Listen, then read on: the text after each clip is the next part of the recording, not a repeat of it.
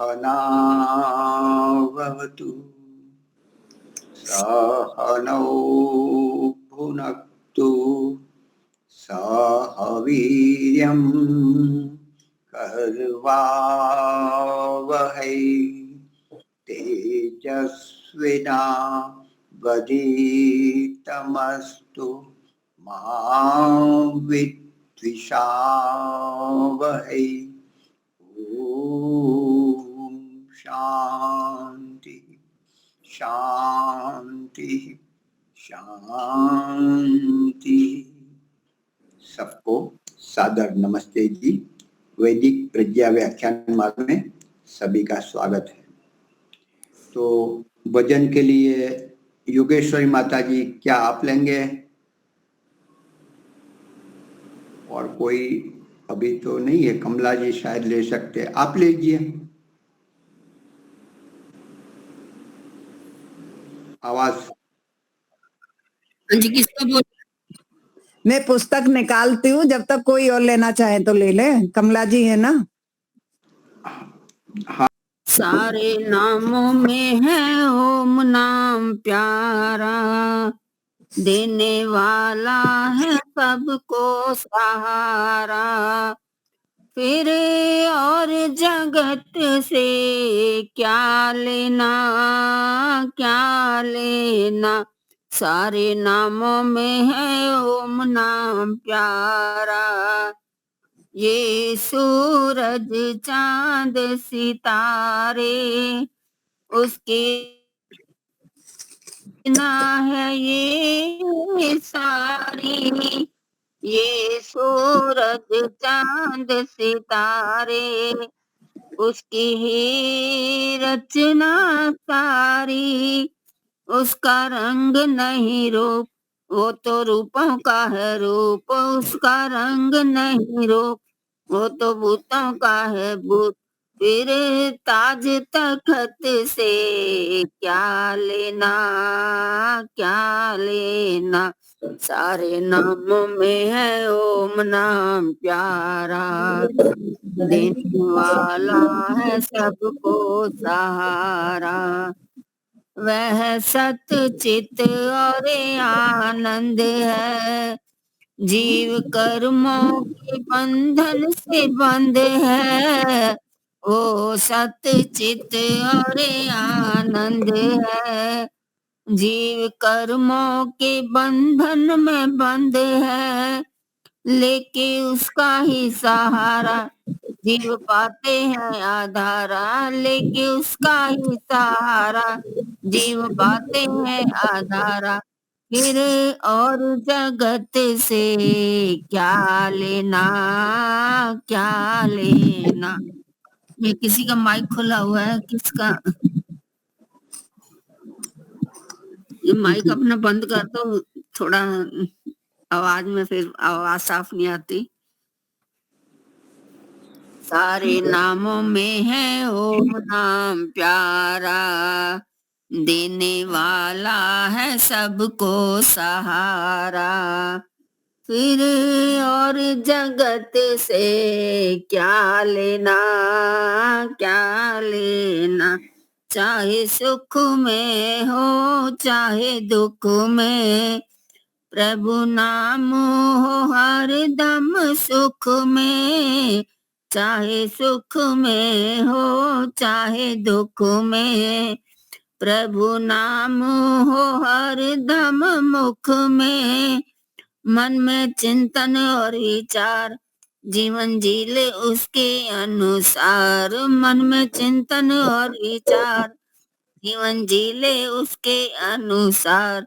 फिर बदकिस्मती से क्या लेना क्या लेना, सारे नामों में है ओम नाम प्यारा। वह तो सबका मात पिता है, वही बंधु सखा देवता है। वो तो सबका मात पिता है, वही बंधु सखा देवता है। नाम रटो सच्चा ओम, चाहे सुबह हो या शाम, नाम रटो सच्चा ओम। चाहे सुबह हो या शाम, बेकार की उलझन मत लेना, मत लेना।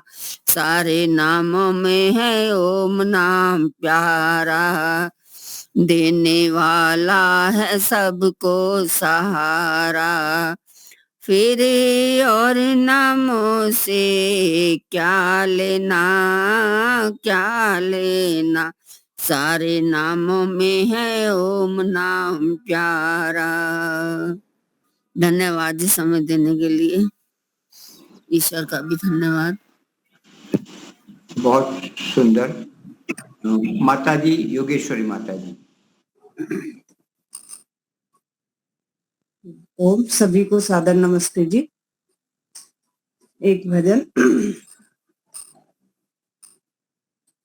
प्रेमी बनकर प्रेम में ईश्वर के गुण गाया कर, मन मंदिर में गाफिला झाड़ू नित्य लगाया कर।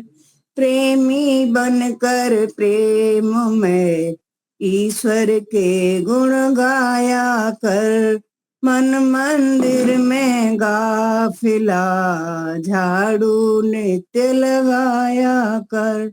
सोने में तो रात गुजारी, दिन भर करता पाप रहा। इसी तरह बर्बाद तू बंदे, करता अपना आप रहा। सोने में तो रात गुजारी, दिन भर करता पाप रहा।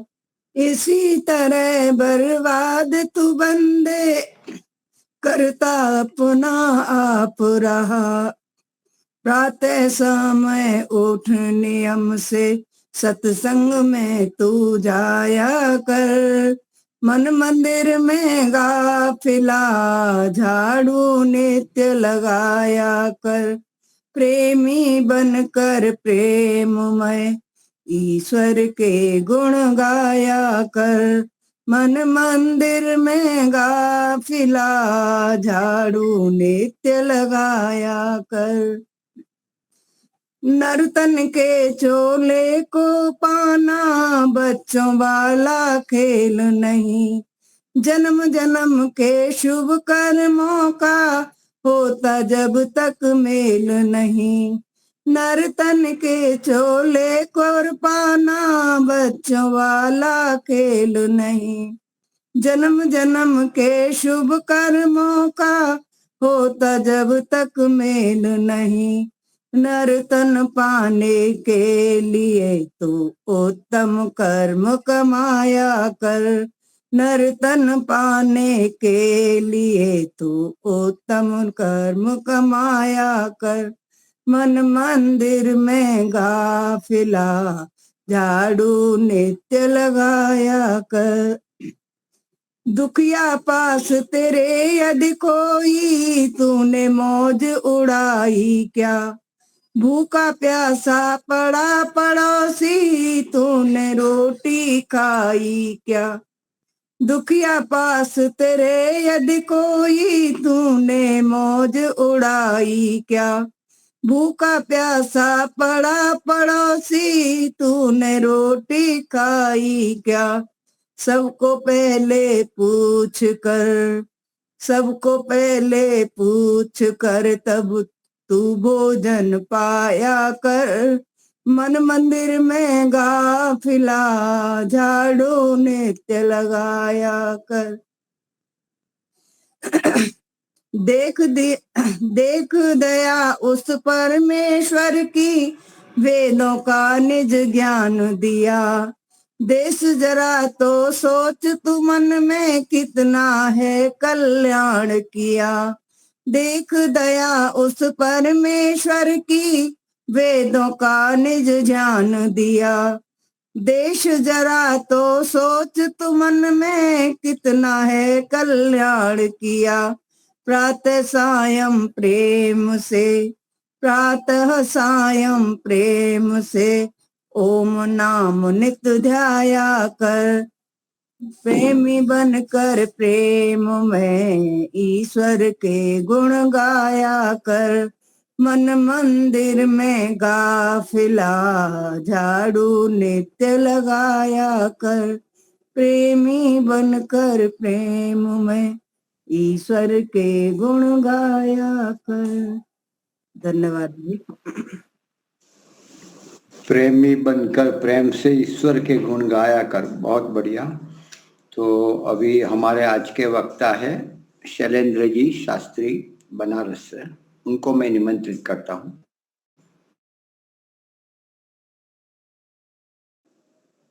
ओम नमस्ते जी। पीछे से लाइट है इसलिए थोड़ा पर्दा लगा दें, ऐसा विचार है मेरा।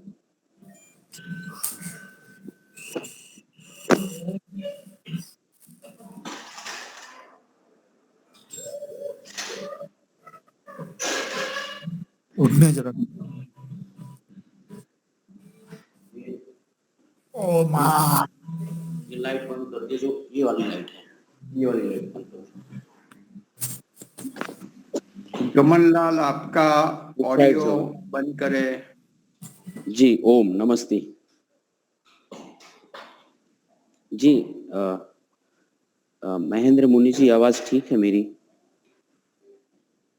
हाँ जी, आ रही है।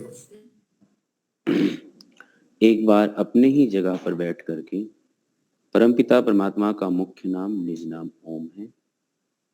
हम सब लोग सर्वरक्षक सर्वविद सर्वदा हमारी रक्षा परमपिता परमेश्वर कर रहे हैं। आइए हम सब लोग भक्ति भाव से ओम का उच्चारण करें। ओम।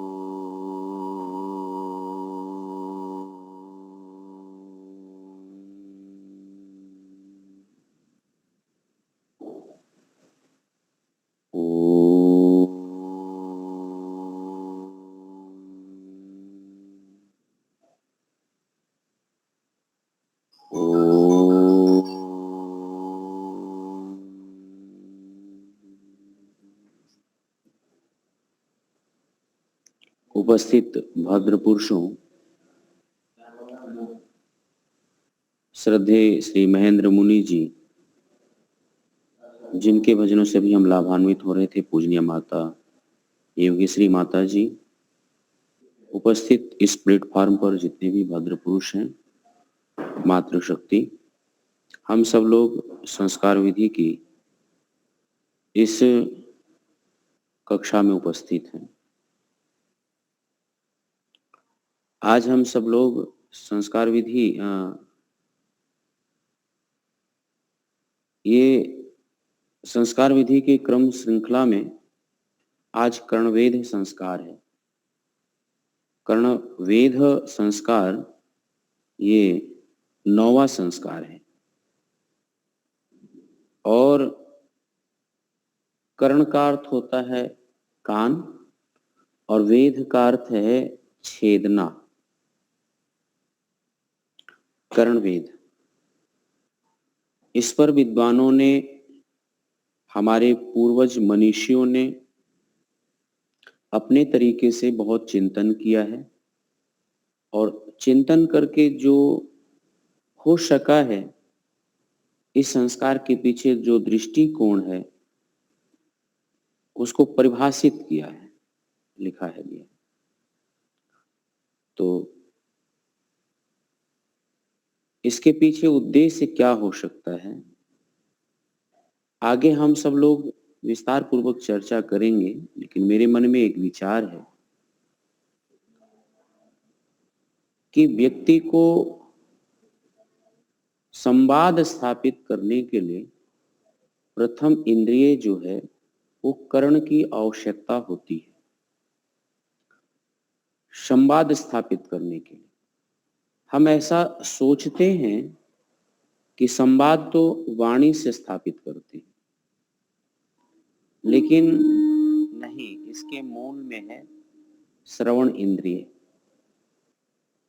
आप देखेंगे जो बालक बहरा होता है वही बालक गूंगा होता है। ऐसा आप कभी नहीं देखे होंगे कि जो बालक बहरा है जन्मजात वो गूंगा ना हो, क्योंकि संवाद स्थापित हम जब भी करेंगे तो उसके जितने साधन हैं, भाषा एक माध्यम है और वो भाषा का जो प्रवेश होता है वो हमारी कर्ण इंद्रियों से होकर के जाता है। जैसे हमारे इंद्रियों में, हमारे शरीर में अन्न प्राशन संस्कार के माध्यम से जाने हम सब कि शरीर का पालन पोषण वृद्धन इस वाणी के माध्यम से, रस इंद्रिय के माध्यम से जाता है। ऐसे ही जब हम संवाद स्थापित करते हैं तो जो भाषा का प्रवेश द्वार है वो कर्ण इंद्रिय से होकर के जाता है और जब ये भाषा से कोई समृद्ध होता है तब वो इस वाक इंद्रिय का प्रयोग करना सीखता है। इसलिए वाक इंद्रिय की शुद्धि होने के लिए कर्ण इंद्रिय की शुद्धि होना बहुत आवश्यक है। जिसका कर्ण इंद्रिय शुद्ध नहीं है, यानी उसके कर्ण इंद्रिय में शुद्ध भाषा, परमार्जित भाषा व शिष्ट भाषा नहीं जा रहा है तो उसकी वाणी कभी पवित्र नहीं होगी, संभव नहीं है। और यह हम प्रत्यक्ष रूप से देख सकते हैं। जहां भी दृष्टि गोचर कर लीजिए, जिस वर्ग में, समाज में, सोसाइटी में, उस बच्चे की वाणी उसी प्रकार से होती है जहां पर जिस प्रकार से उनका भाषा बोला जाता है। आप यहाँ उत्तर भारत में देखें तो हरियाणा में बोलने वालों की भाषा, अब हम सब लोग ऐसे देखने जाएं कि ये वाणी का दोष है, तो वाणी का दोष तो पर्याप्त मात्रा में है और जो मानवाचक वाक्य होता है वहां तो होता ही नहीं है किसी के लिए। मानवाचक वाक्य, सम्मानवाचक वाक्य किसी के लिए नहीं होता है। तो वो वहीं से उनके अंदर प्रवेश हुआ, कर्ण इंद्रिय से। कहने का अभिप्राय ये है। तो वाणी शुद्ध हो उससे पूर्व आपको श्रवण इंद्रिय जो साधन है उसको ठीक करना होगा, वहां का प्रवेश ठीक करना होगा। यहाँ जो हम भेद करते हैं यानी कान छितवाते हैं, समाज में यदि हम देखें तो एक स्त्री एक पुरुष, और स्त्रियों के कान अधिक प्रतिशत में छिदाए जाते हैं और वो स्वाभाविक रूप से जो बाहर के आभूषण होते हैं, श्रृंगार होते हैं, वो उससे अपने आप को अलंकृत करते हैं। इन अपवाद को छोड़ दिया जाए। अपवाद क्या है? अपवाद ये है कि बहुत सारे बच्चियां ऐसी होती हैं जो वो बच्चों जैसा दिखना चाहती, बालकों जैसा दिखना चाहती है। तो वो एक तो हार्मोन्स के कारण अथवा शरीर में ऐसे कुछ रिएक्शन हुए हैं या उनका जो डीएनए आदि होता है या हार्मोन जो चेंज होता है, वो सब बहुत सारा उसके कारण हो सकते हैं।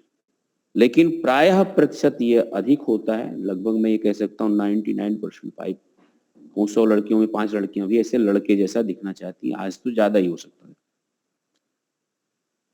परंतु जो मूल बात मैं कहना चाहता हूँ, ये कहना चाहता हूँ कि आप ये देखेंगे कि स्त्री और पुरुष जब समाज में वो अपनी भाषा का व्यवहार करते हैं, स्थापित करते हैं, तो सबसे ज्यादा प्रमार्जित भाषा किसकी होगी? तो प्रायः यह मिलता है कि भाषा में कोमलता, विनम्रता जो होता है वो बच्चियों में अधिक होता है, बालिकाओं में अधिक होगा। बच्चों में भाषा में आवेग होगा, आवेश होगा, उग्रता होगा, उदंडता होगा, ऐसे अथवा कठोर भाषा। यदि ये सब नहीं है तो आप ये देखेंगे प्रायः दोनों की तुलना किया जाए तो उस तुलना में बालकों का ज्यादा कठोर भाषा होता है। मैं ये नहीं कहना चाह रहा हूं कि वो कठोर होते हैं या निर्दयी होते हैं या वो शालीन, लेकिन भाषा के स्तर पर विचार करेंगे और उनका प्रतिशत निकालेंगे। 100 बच्चों को पकड़ लीजिए, 100 लड़कियों को पकड़ लीजिए, और या जो कोई पढ़ाते हो शिक्षक से तो पूछ लीजिए कि लड़कियां ज्यादा शालीन होती हैं, प्रतिशत में ज्यादा शालीन होती हैं। आज इतने दूषित वातावरण में भी भाषा की दृष्टि से जब स्थापित करती हूँ, भाषा समाज में रखती हैं, तो उनकी शालीन भाषा होती है और बच्चों में उतनी शालीन भाषा नहीं होती है। तो इसके कारण कई हो सकते हैं, लोग संवाद कर सकते हैं, विचार कर सकते हैं, चिंतन दे सकते हैं, लेकिन मैं एक मूल बात पे आना चाहता हूं कि बालकों का कर्णवेद संस्कार नहीं होता और बच्चियों का कर्णवेद संस्कार किसी न किसी रूप में आवश्यक रूप से होता है। और यदि कर्णवेद संस्कार आवश्यक रूप से उन पर होता है तो एक शिष्टता दिखता है, क्योंकि जो स्थूल अर्थ है वेद छेदना, उससे ज्यादा एक सूक्ष्म अर्थ भी है कि उनके चित्त पर शब्दों का प्रभाव कैसा पड़ता है। यानी किसी शब्द के सुनने के बाद जो प्रतिक्रिया मन में उठती है, वो प्रतिक्रिया कैसी होती है। और यही बात बालकों में और बच्चियों में थोड़ा अंतर होता है। जब बच्चियों में होता है तो उनका बौद्धिक और भावनात्मक, ये दोनों का संयोगात्मक होकर के, दोनों का बौद्धिक जो होगा और भावनात्मक जो होगा, दोनों का संयोग होकर के ही उसकी प्रतिक्रिया होगी। और बच्चों में, बालकों में जब कोई ऐसी बात सुन लेते हैं तो वो उतना विवेक का इस्तेमाल करें ना करें, शायद उनका प्रतिशत कम होगा, करते जरूर होंगे, लेकिन भावनात्मक तो शून्य रहते उस समय, उतना भावनात्मक होकर के वो प्रत्युत्तर नहीं देते। जिनके पास एक बेटा एक बेटियां हैं और बहुत मात्रा में है, वो दोनों में देख सकते हैं। और बेटी यदि घर में कहीं बड़ी है, बड़ी बेटी है, तो उसमें बहुत अंतर ज्यादा होता है, बहुत अधिक अंतर होता है, इसलिए कि एक संस्कार उनका बालकों से कहीं अधिक हो रहा है और कम उम्र में हो रहा है बालिकाओं का, वो है कर्णवेद संस्कार।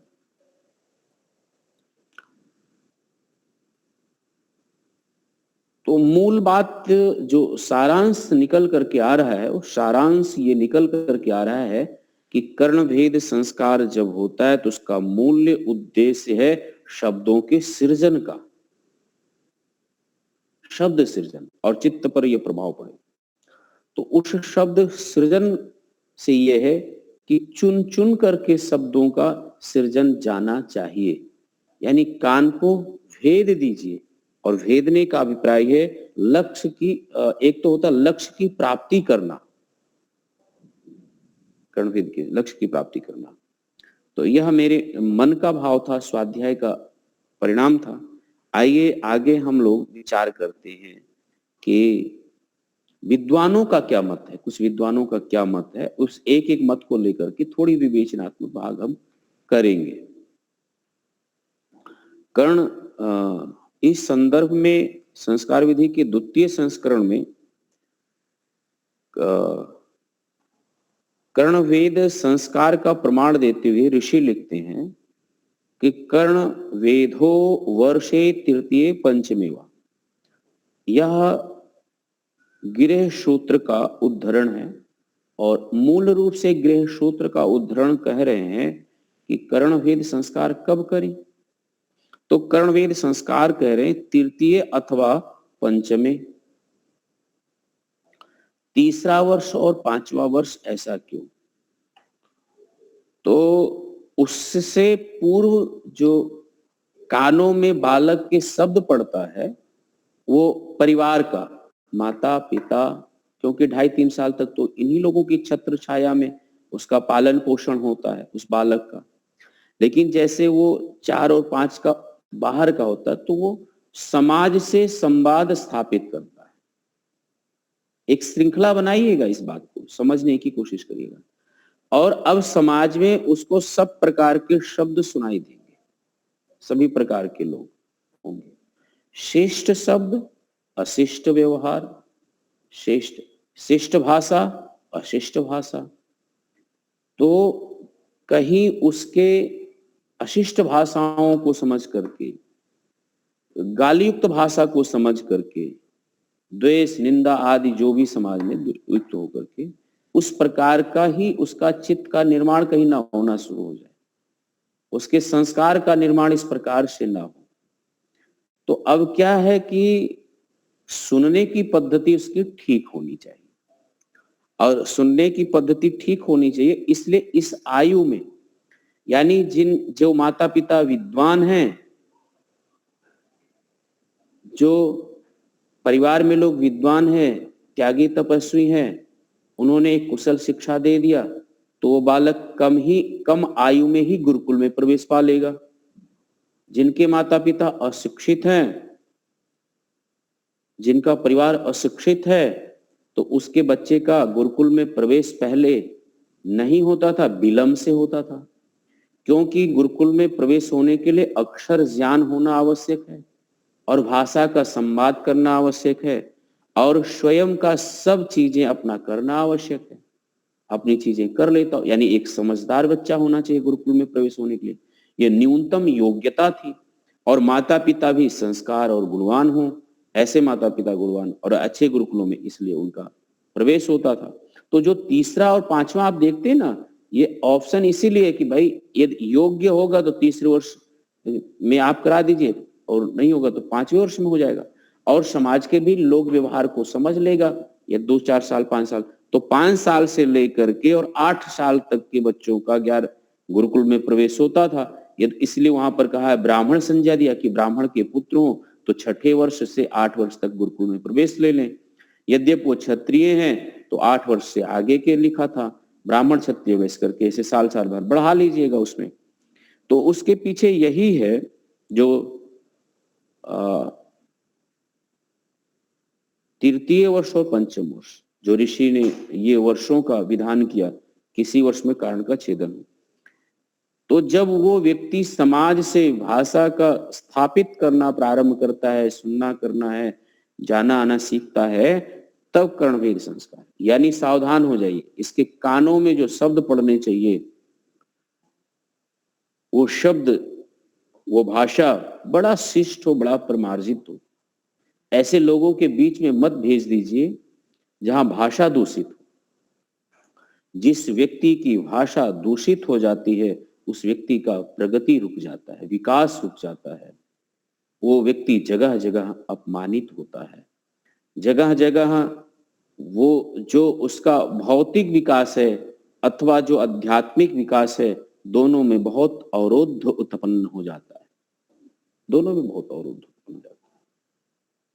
तो कर्णभेद संस्कार ऐसा ना समझे कि ये महत्वपूर्ण नहीं है, क्योंकि इस संस्कार की समाज में बालिकाओं का तो एन प्रकारेण हो गया, बालकों का नहीं होना चाहिए। ये जिस महत्व और जिस दृष्टिकोण रख करके ऋषि इसको विधान किए हैं, उस संस्कार का विनियोग किए हैं और उन सबको मिला है, वो बहुत महत्वपूर्ण है। ऐसा नहीं है, बहुत महत्वपूर्ण है। इस दृष्टि से उसकी महत्ता सिद्ध हो जाती है। अब तो चौथे पांचवें में जो काल निर्धारण हुआ है, उसके पीछे जो महत्व या तथ्यात्मक है वो यही है कि इस वर्ष में योग्य विचारवान जैसा भी बालक हो, जिस घर में जन्म लिया होगा, तो समाज से स्थापित करने लगेगा, तो समाज में संवाद स्थापित करने से पूर्व उसका ये संस्कार संपन्न हो जाए। इसी संदर्भ में अपने वैदिक जगत के बहुत मूर्धन्य विद्वान और पूरे उसमें पंडित युधिष्ठिर मीमांसक जी, उन्होंने इसी सूक्ति पर एक खोज किया कि यह सूत्र अश्वलायन का ना होकर के कात्यायन गृह सूत्र का है। तो यही उनके लिए जो संस्कार विधि में कहीं से इस जो पंक्ति आया है, इस पंक्ति में कहीं त्रुटि रह गया होगा छपने में या कुछ बातों में, तो अश्वलायन गृह सूत्र रखा नहीं, ये बात ऋषि कात्यायन कहते हैं कि बच्चे का कर्णवेद संस्कार जो है वो कब होना चाहिए, तीसरे या पांचवें। और ऋषियों का भी मत होगा। कुछ बात क्या है कि और ऋषि जब नहीं बोलते तो इसका मतलब ये है कि एक ऋषि बोल दिए हैं तो उसी ऋषि में सबकी सम्मति समाहित हो जाती है, फिर और लोगों को बोलने की या कहने की आवश्यकता नहीं होती है। अथवा एक ऋषि से कोई अंश जब छूट जाता, रह जाता है, तब दूसरा ऋषि बोलते हैं। आप सब लोग जानते होंगे, जैसे महर्षि पाणिनि ने अष्टाध्यायी लिखी, तो जब अष्टाध्यायी लिखी गई, बनाई गई, लिखी क्या, बनाई गई महर्षि पाणिनि से, तो उनसे बहुत सी प्रसंग छूट गया, बहुत सी बातें छूट जा रही थी। तो एक महर्षि कात्यायन हुए हैं, बररुचि, तो वो ऋषि ने उसको लिखा, तो बररुचि के नाम से बहुत प्रसिद्ध हुए वो व्याकरण शास्त्र में। तो वो वार्तिक सूत्र लिखा। तो वार्तिक सूत्र इसलिए कभी नहीं लिखा कि महर्षि पाणिनि की बातों को उनको काटना है, नहीं। जो महर्षि पाणिनि से रह गया था, जिसे सिद्धि नहीं हो रहा था, उसको लिखा उन्होंने, और उसको लिख करके उस व्याकरण शास्त्र को पुष्ट किया। अब ये हो गया है कि जो लोग महर्षि पाणिनि के शास्त्र को पढ़ते हैं, वो महर्षि के पाणिनि के शास्त्र को पढ़ने वाले जब तक वार्तिक सूत्र नहीं पढ़ेंगे, महर्षि कात्यायन को नहीं पढ़ेंगे, तब तक व्याकरण शास्त्र पूरा नहीं होता। वैसे ही इस संदर्भ में ऋषि जो अलग अलग बातें कहते हैं, जहां पर आप देखेंगे वो भी बातों को एक बात में दूसरी बात जोड़ देते हैं, विशेष अर्थ कर देते हैं। अथवा एक बात पर सत्य है तो वहीं पर वो उसी में सम्मति अपनी प्रकट कर देते हैं। इसलिए परस्पर ऋषियों में कभी विरोध नहीं मिलेगा। जो आप तो पुरुष ऋषि हैं, कभी विरोध नहीं है। तो ऐसे कहीं हमें लिखने को मिलता है या देखने को मिलता है तो हम संगति लगाना प्राथमिक होता है, अपनी बौद्धिक स्तर पर उसको समझना होता है। कभी कभी हम ऋषियों की भाषा को, ऋषियों की बात को, ऋषियों के तथ्य को नहीं समझते हैं और उसके बाद उस पर अपनी टीका टिप्पणी कर देते हैं। तो टीका टिप्पणी करने का ऋषियों के आप्त वचनों में इतना हम लोगों की योग्यता नहीं रहती है, हम साधारण मनुष्यों की तो नहीं रहती है। और पंडित मीमांसक जी ने तो बहुत अच्छा इस बात को लिखा और बताया भी, ठीक है। तो एक और भी विद्वान हुए हैं, उन्होंने भी इस पर एक टिप्पणी किया। राम गोपाल शास्त्री जी ने एक पुस्तक लिखा है, संस्कार विधि मंडनम। तो संस्कार विधि मंडनम में उन्होंने ये बात लिखा कि जो कर्णवेद में जो सूत्र ग्रंथ का प्रमाण दिया गया है वह अशुद्ध छप गया है। गृह सूत्र के अनुसार अथ कर्णवेदो वर्षे तृतीय पंचमे वा होना चाहिए। अब जो राम गोपाल शास्त्री जी ये व्याकरण के दृष्टिकोण से वाक्य रचना पर प्रश्न उठा करके कह रहे हैं कि ऐसा होना चाहिए। इस पर हमें नहीं कुछ विशेष हम लोगों को इस पर नहीं होना चाहिए। दोनों का भाव और दोनों का अर्थ इतना ही ग्रहण है कि बालक का कर्णवेद संस्कार कब होना चाहिए। तो तीसरा और पांचवा दोनों से के विद्वानों से निकल करके ये सामने सहमति आ जाती है। अब हम सबको चाहिए यह कि इसको ठीक करके और हम लोग पढ़ लें, दोनों से मिलान कर लें और ऐसा हो जाता है।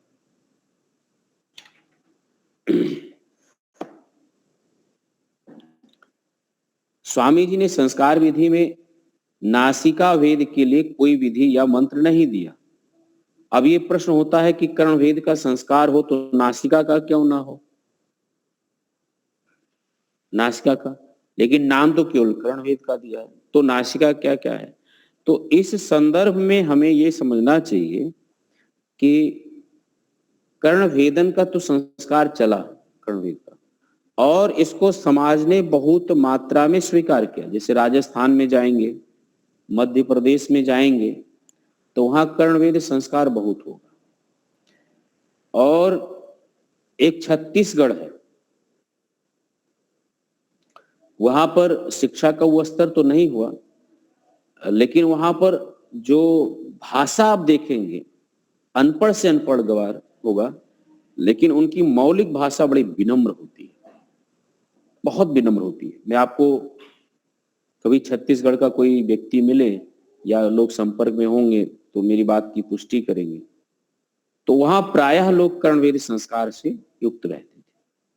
बस इतना ही कहना चाहता हूं यहाँ पर।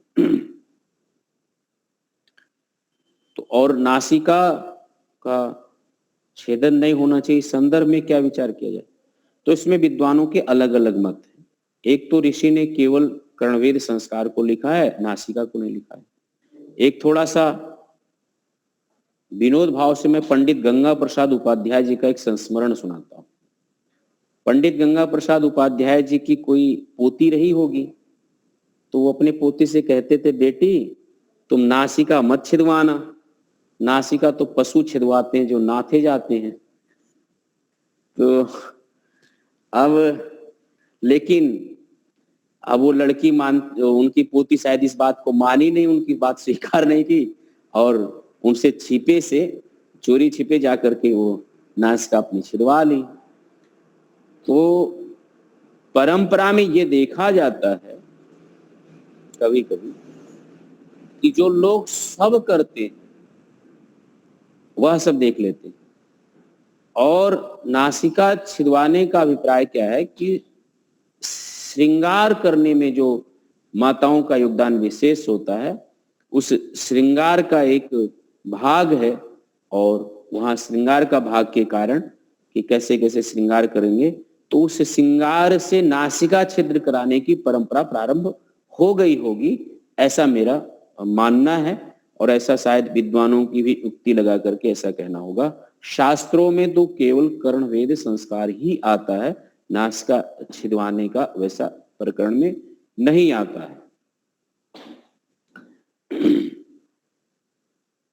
और अब आगे एक बात और है कि यह कर्णवेद संस्कार क्यों होता है। तो कर्णवेद संस्कार में आयुर्वेद के ऋषियों का कहना है कि इससे बालक की रक्षा होती है। किस प्रकार से रक्षा होती है और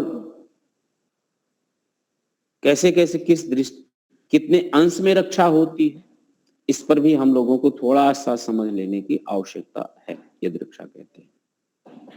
अब जो आयुर्वेद के ग्रंथों में यह होगा कि ग्रहों से रक्षा होती है।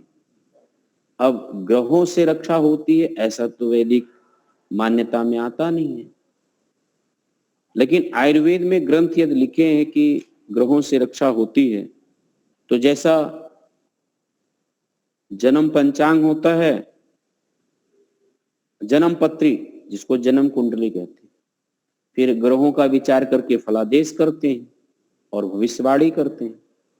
यह बात उसी प्रकार से ग्रहों से युक्त होकर के वैसा ही हो जाएगा। यदि ये कहा जाए कि कर्णवेद संस्कार कराने से ग्रहों से रक्षा होती है, तो इसमें ज्यादा तो इसे मोटा मोटा अर्थ लेंगे तो ऐसा नहीं। लेकिन यहाँ पर यह कहा जा सकता है कि जिन बालकों को रोग ग्रहण कर लेते हैं, जिन बालकों को रोग ग्रहण कर लेते हैं, उन रोग को ग्रहण करने के कारण ग्रहित हो जाते हैं। तो रोग से जो ग्रहित होते हैं उनको रोग से मुक्त करने के लिए यह एक चिकित्सा पद्धति हो सकता है।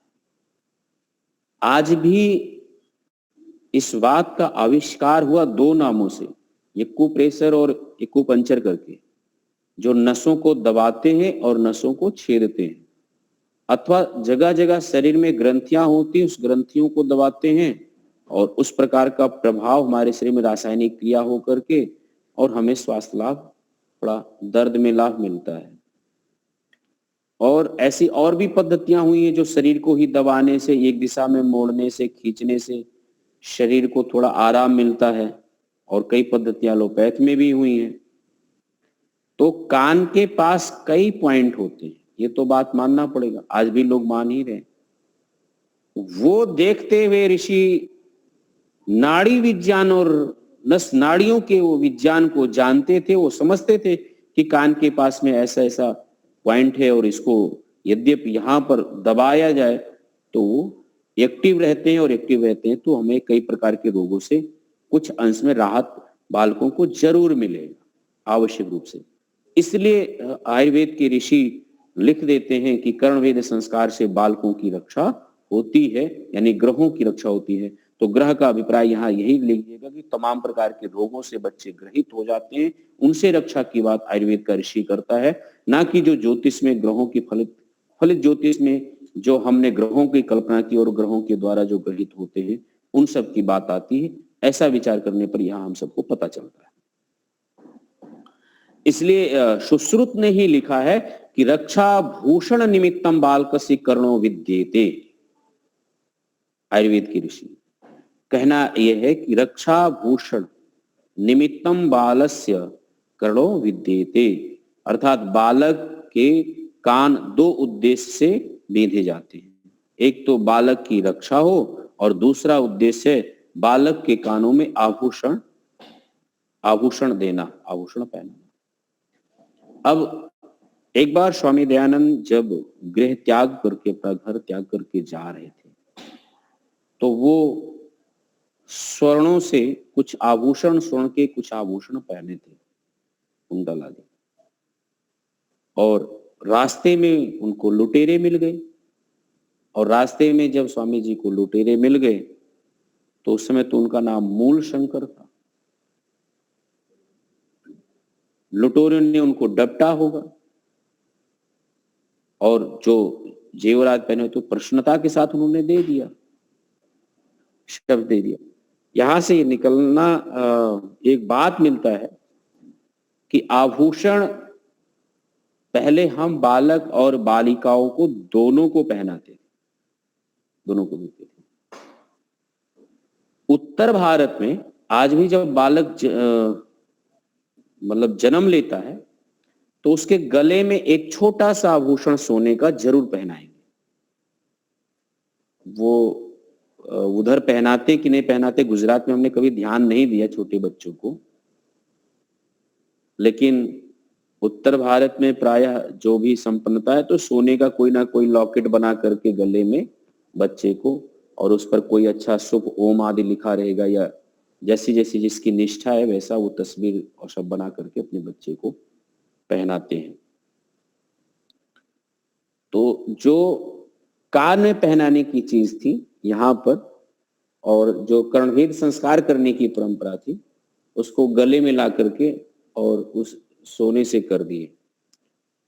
अब आभूषण से क्या है कि इस पर दो प्रकार के वाक्य मिलेंगे। कान की शोभा, वाणी की शोभा, नेत्र की शोभा सभी प्रसंगों में अलग अलग, और वेद मंत्र भद्रम कर्णेभिः शृणुयाम देवा, इस बात पर तो हम बाद में जाएंगे, ये मंत्र बाद में आएगा। जहां से ऋषियों ने मूल बीज लिया है और मूल बीज लेकर के इसका जो विस्तार किया है वो वहां पर जाकर के देखेंगे।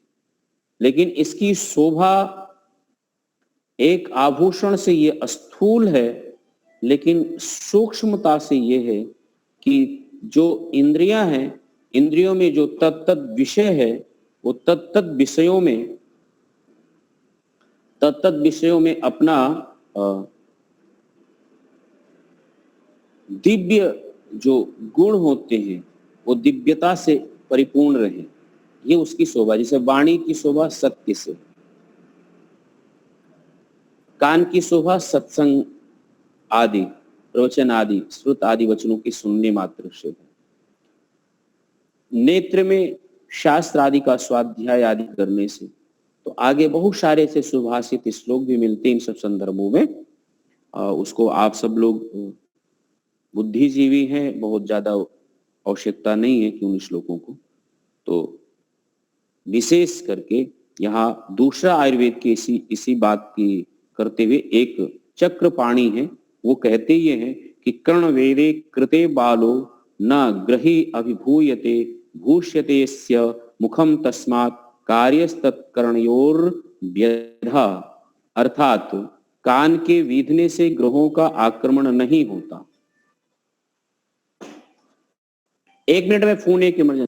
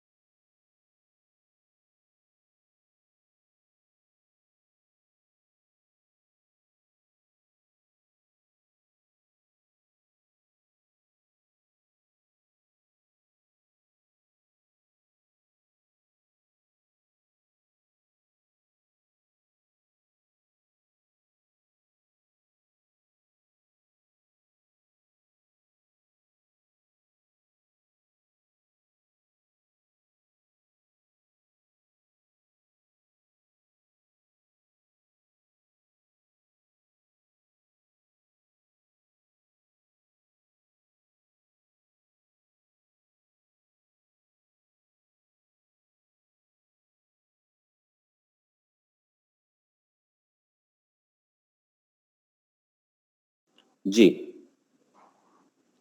तो मैं यहाँ पर आ गया था, थोड़ा सा व्यवधान हो गया इसलिए क्षमा चाहता हूँ।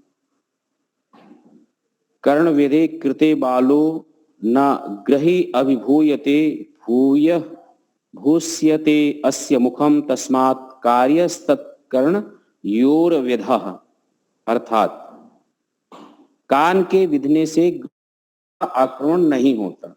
अब जैसा ग्रहों के विषय में हमने पहले चर्चा कर दिया कि यहाँ पर हम क्या अर्थ ग्रहण करें, साथ ही मुख शोभायमान हो जाता है, इसलिए कानों को बींधना चाहिए। यहाँ जो ग्रहों की बात की जा रही है वो एक अवैदिक सा लग रहा है, लेकिन वो अवैदिक नहीं है, बल्कि वो जो है वो रोग आदि से थोड़ी निवृत्ति होती है या कुछ अंश में निवृत्ति होती है, ऐसा यहाँ पर ऋषि कहना चाहते हैं।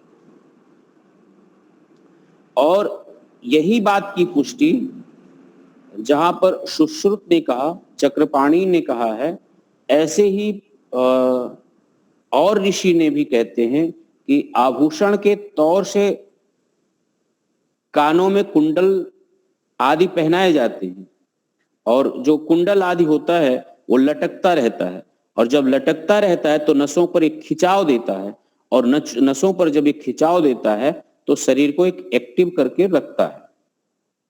अब इस प्रसंग में एक प्रत्यक्ष प्रमाण देखिए। आलस और प्रमाद जो मात्रा अधिक होती है वो पुरुषों में अधिक होता है। आलस और मात्रा, जो आलस और प्रमाद की मात्रा होती है वो बहनों में बहुत कम होता है। होता तो सब में है, लेकिन एक कम होता है, मात्रा उनकी बहुत कम होता है। उसके पीछे एक तो उनका अभ्यास है, मैं ये मानूंगा, लेकिन यह एक कुंडल से जो बात जोड़ा जाता है, कान में जो पहनते हैं, इससे हमारे मस्तिष्क एक्टिव रहते हैं, और मस्तिष्क एक्टिव रहते हैं इसलिए माताएं बहुत एक्टिव रहती हैं। इसलिए जिसको आलस प्रमाद से मतलब बचना है और मस्तिष्क को एक्टिव रखना है, सक्रिय रखना है, तो कर्ण वेदन संस्कार का एक बहुत बड़ा योगदान इस क्षेत्र में है।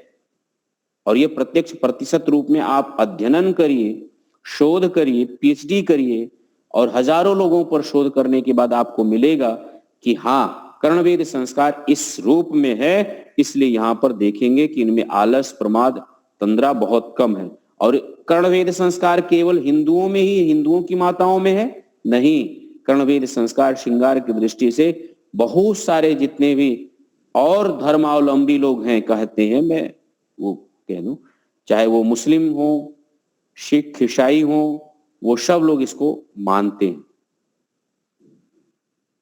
और वो लोग करते हैं। इसके पीछे एक विचारणीय बिंदु ये है कि नस के कान के नसों का संबंध आंत से भी होता है। अच्छा, आंत से जो संबंध होता है, नस के छिद्र जाने से आंत्र वृद्धि के जो संबंध होता है, उसमें क्या है कि आप देखते होंगे बालकों को हरनिया हो जाता है, छोटे बालकों को, और जो हरनिया होता है वो धीरे धीरे किसी नीचे छिद्र के माध्यम से उनके आंत जो होता है वो नीचे उतरने लगता है, और एक साइड या दोनों साइड जो अंडकोश होता है वो सूजन हो जाता है बालकों का। तो आयुर्वेद के ऋषि ने कहा कि बालक कभी इस रोग के शिकार ना हो, उसमें कर्णवेद संस्कार का बहुत बड़ा योगदान है।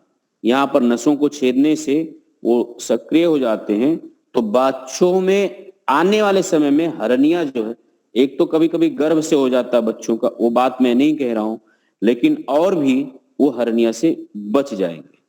इसलिए जो नीचे हरनिया की मात्रा होती है, हरनिया के शिकार पुरुष अधिक होते हैं, हरनिया के शिकार पुरुष अधिक होते हैं, इसके रोगी अधिक मिलेंगे, माताएं नहीं होती हैं। अब जबकि जो अतड़ियों का होता है, अब गर्भ की अवस्था से लेकर के पहले तो साथ साथ बच्चों की मां होने के बाद भी ये रोग नहीं, और 45-40 तक जाते जाते हर्निया के रोग हो जाते हैं, पेशेंट हो जाते थे, स्वाभाविक रूप से हो जाते थे। क्योंकि जैसे हम लोग हैं, हम लोगों ने तो बाद में पढ़ा लिखा, बाद में समझा, स्वाध्याय किया विद्वानों के सत्संग में। हमारे माता पिता कर्णवेद संस्कार का महत्व नहीं जानते थे, हमारे संस्कार नहीं किए, हम लोग इस संस्कार में नहीं आए।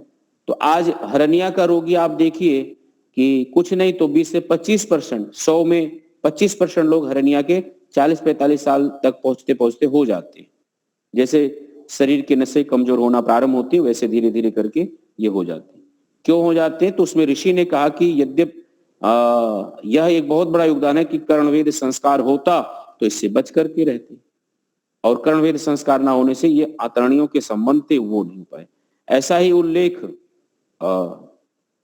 जो है सत्यव्रत जी ने भी अपनी पुस्तक में किया है, ये बात पूरा का पूरा। तो यह विचार सदैव बना रहेगा कि कर्णवेद संस्कार से बालक की रक्षा होती है, तो कितने प्रतिशत में होती है, कितना सत्यता है, यह शोध का विषय है। ऋषियों ने हम सब विद्वानों के ऊपर एक नैतिक जिम्मेदारियां बहुत सारी दे रखी हैं। हम लोग इसमें शोध नहीं करते, इसमें पढ़ने नहीं जाते, इस पर पीएचडी नहीं करते, इसकी बात की पुष्टि नहीं करते, छोड़ दिए हैं। जहां तक ऋषियों ने काम किया उसके आगे कोई काम हम करता नहीं है, और बस पढ़ने पढ़ाने में, कहने सुनने में लोग आगे आते हैं। लेकिन वास्तविकता ये सब जो लिखा है, इस पर एक एक बातों पर जब कभी शोध होगा, जब कभी मनीषी विद्वान इस पर दृष्टिपात करेंगे तो ये बात यथार्थ सत्य होगा, ऐसा हम आशा भी करते और ऐसा हमारा विश्वास भी है इस बातों पर। तो